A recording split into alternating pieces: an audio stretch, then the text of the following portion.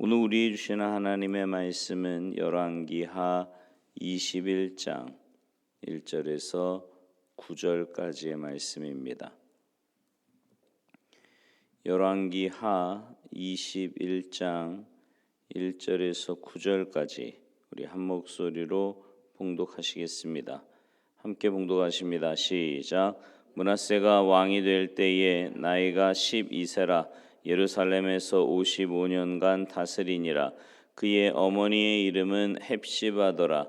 므낫세가 여호와 보시기에 악을 행하여 여호와께서 이스라엘 자손 앞에서 쫓아내신 이방 사람의 가증한 일을 따라서 그의 아버지 히스기야가 헐어버린 산당들을 다시 세우며 이스라엘의 왕 아합의 행위를 따라 바알을 위하여 제단을 쌓으며 아세라 목상을 만들며 하늘의 1월 성신을 경배하여 섬기며 여호와께서 전에 이르시기를 내가 내 이름을 예루살렘에 두리라 하신 여호와의 성전에 제단들을 쌓고 또 여호와의 성전 두 마당에 하늘의 1월 성신을 위하여 제단들을 쌓고 또 자기의 아들을 불 가운데로 지나게 하며 점치며 사수를 행하며 신접한 자와 박수를 신임하여 여호와께서 보시기에 악을 많이 행하여 그 진노를 일으켰으며 또 자기가 만든 아로새긴 아세라 목상을 성전에 세웠더라. 옛적에 여호와께서 이 성전에 대하여 다윗과 그의 아들 솔로몬에게 이르시기를 내가 이스라엘의 모든 지파 중에서 택한 이 성전과 예루살렘에 내 이름을 영원히 둘지라. 만일 이스라엘이 나의 모든 명령과 나의 종 모세가 명령한 모든 율법을 지켜 행하면 내가 그들의 발로 다시는 그의 조상들에게 준 땅에서 떠나 유리하지 아니하게 하리라 하셨으나 이 백성이 듣지 아니하였고 므낫세의 꾀물 받고 악을 행한 것이 여호와께서 이스라엘 자손 앞에서 멸하신 여러 민족보다 더 심하였더라. 아멘. 할렐루야. 북이스라엘이 모두 멸망한 후에 남유다의 위대했던 히스기야의 시대가 지나고 이제 그의 아들 므낫세가 12세의 왕이 되었습니다. 그가 어떤 삶을 살았는가에 대해서 성경은 여호와께서 쫓아내신 이방 사람의 가증한 일을 본받아 여호와 보시기에 악을 행했다 이렇게 말씀하세요. 그리고 아버지 히스기야의 위대한 개혁으로 헐어버린 산당을 다시 세우는 일을 했다고 3절 말씀에서 우리에게 들려주는데 여러분 오늘 말씀을 쭉 읽으면서 어떤 생각이 드셨어요? 야, 정말 이렇게까지 종합적으로 우상을 숭배할 수가 있나 싶지 않습니까? 더구나 자기 아들을 산채로 불에 태워 이방신에게 제물로 바쳐 여호와의 진노를 일으켰고요. 자기가 만든 아세라 목상을 전에 세우는 일을 했습니다. 이거는요 이스라엘에서 가장 악한 사람이었던 그 이세벨의 딸 아달랴가 행한 악행보다 더한 것이었습니다. 죽을 병에 걸린 히스기야가 하나님으로부터 생명 연장의 은혜를 받았는데 15년간의 기간 동안 태어난 아들이 이 므낫세였고요. 므낫세의 아들 즉 히스기야의 손자인 아몬은 하나님 여호와를 버리고 역시나 우상을 섬기는 그런 모습을 보게 됩니다. 다윗 이후에 가장 경건한 왕을 들라고 하면 히스기야를 우리가 생각할 수 있거든요. 근데 어떻게 그 아들이 이렇게 악명 높은 사람이 되었을까요? 성경에 그 이유가 분명하게 나오지 않지만 어쩌면 히스기야가 나라 일에 너무 열심이다 보니 이런 일이 있을 수 있다고 추측해 볼 수 있습니다. 나라 일, 세상 일, 심지어 교회 일 다 중요하지요.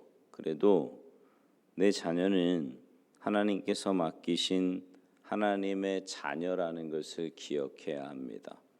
아무리 다른 거 잘해도 자녀에 대한 소홀함이 있다면 그것은 하나님의 자녀에 대한 소홀함, 즉 하나님에 대한 소홀함입니다. 하나님께서 나를 믿고 나에게 하나님의 아들과 딸을 맡겨주셨는데 이런저런 핑계로 보살피지 못했다면 어떤 이유로도 핑계댈 수 없는 부모의 책임입니다. 물론 자녀가 우상이 되어서는 안 돼요.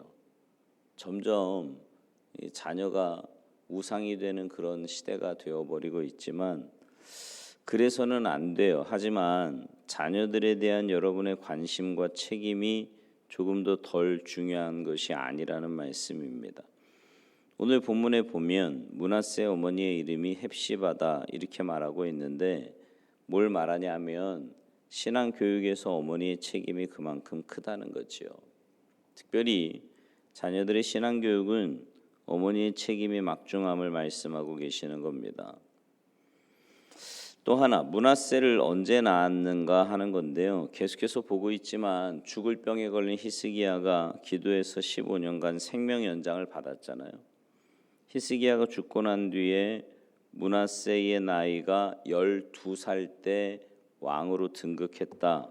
그런 거 보면 므낫세는 히스기야의 생명이 연장되고 난 뒤에 태어났고 출산해서 양육된 겁니다.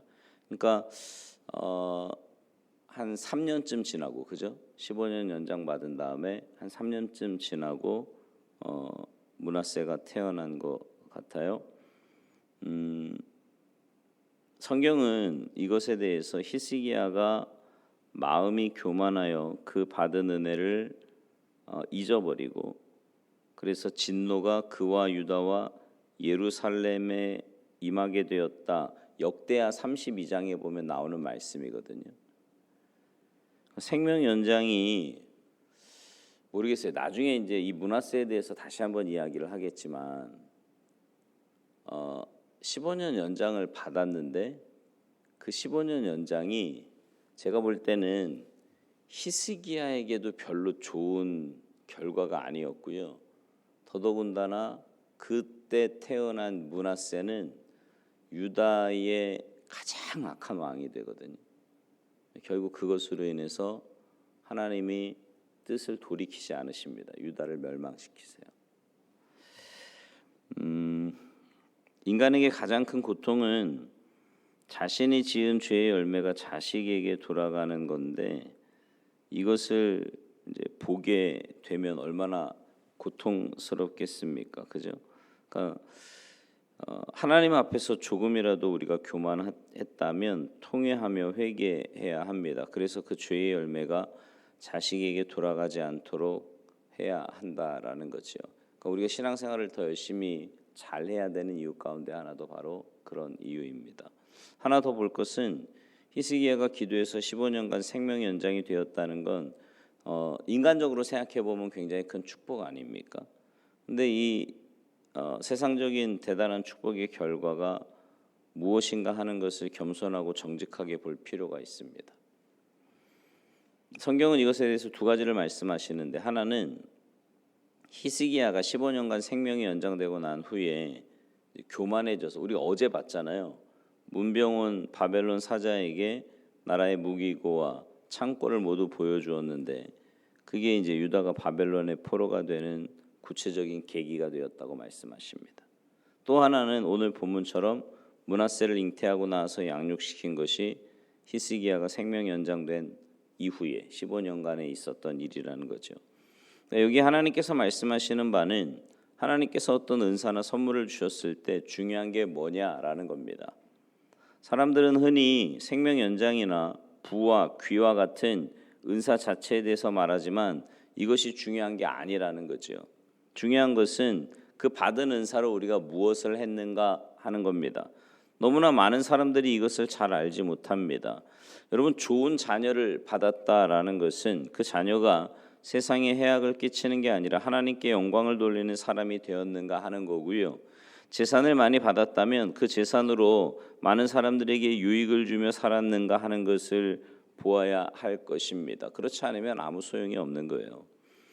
여러분, 내가 뭘 받았는가라는 것보다 훨씬 더 중요한 것은 그것으로 인해 결과가 어떠하냐라는 겁니다. 우리가 이 땅을 살면서 많은 것을 하나님께 받아요. 건강도 받고 물질도 받고 자녀도 받고 많은 걸 받잖아요. 근데 그거 가지고 뭐 했냐라는 거죠. 나중에 하나님 앞에서 다 셈할 겁니다. 그걸로 뭐 했냐라는 거죠. 오늘 본문에서 히스기야가 15년 연장된 생명으로 가져온 결과가 뭐라 그랬어요? 그러니까 그 과정은 좋았잖아요. 하나님께 생명 연장의 은혜를 받은 과정은 좋았다고요. 근데 받은 그 자체만을 복이라고 생각하면 안 되는 겁니다. 여러분, 아나니아와 삽비라가요, 사도행전에 나오잖아요. 교인들에게 많은 존경을 받는 바나바를 부러워해서 자기 재산을 팔아 내놓았던 일을 여러분 기억하실 겁니다. 그런데 그들은 그 판값에 얼마를 감추고 얼마를 가져다가 베드로 앞에서 전부라고 거짓말함으로 조금의 차이로 둘 다 죽고 맙니다. 이 사람들이 많은 재산을 가졌다. 그러니까 재산을 팔아서 교회에다 바칠 만큼 많은 재산이 있었을 건데 그 많은 재산이 과연 이들에게 복이었을까요? 아닌 것 같아요. 히스기야는 생명이 연장돼서 건강을 받았고 아나니아와 삽비라는 재물을 받았지만 이들에게서의 세상적인 축복은 진정한 축복으로 연결되지 못하고 화로 연결된 것을 볼 수 있습니다. 여러분의 삶은 어떠십니까? 아까도 말씀드렸듯이 하나님께 받은 은혜가 많다니까요, 우리가. 근데 그거 가지고 어떤 삶을 살고 계십니까? 한번 생각해 보세요. 어떤 삶을 살고 계세요? 하나님의 영광과 주님의 나라와 주님의 몸된 교회를 위해 쓰고 계십니까? 아니면 그저 내 이름, 내 가족, 나를 위해서 쓰고 계십니까?